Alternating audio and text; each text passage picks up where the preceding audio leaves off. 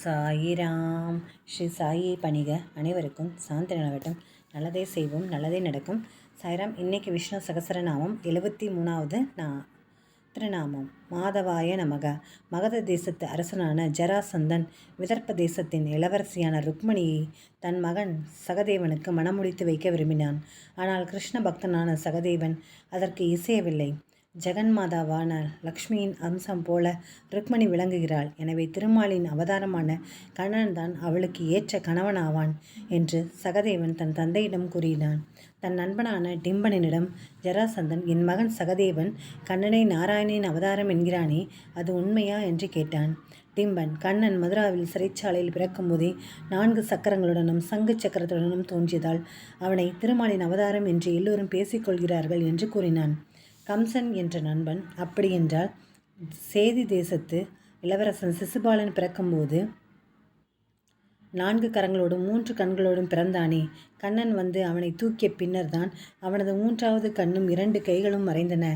சிசுபாலன் திருமால் சிவன் இருவரின் அம்சம் என்று கொள்ளலாமே என்றான். சிசுபாலன் கண்ணனை வெறுத்து ஏசிக்கொண்டே இருப்பவன் என்பதை அறிந்த ஜராசந்தனுக்கு அவன் மேல் எல்லையில்லாத அன்பு உண்டானது. தனது மகனாகவே சிசுபாலனை கருதத் தொடங்கினான்.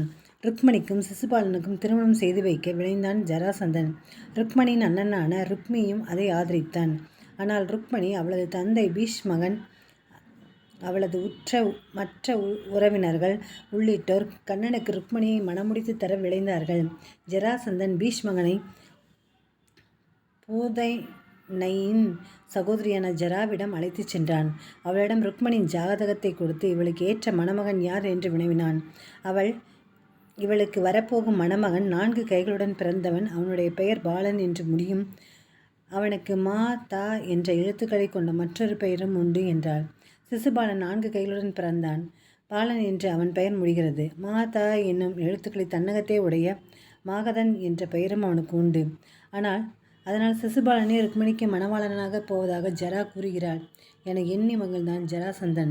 அவன் பேச்சை ஏற்று பீஷ்மகனுக்கு சிசுபாலனுக்கும் ருக்மணிக்கும் திருமணம் செய்து வைக்க இசைந்தான். திருமண ஏற்பாடுகள் வெகு விமர்சையாக நடந்து கொண்டிருந்தது.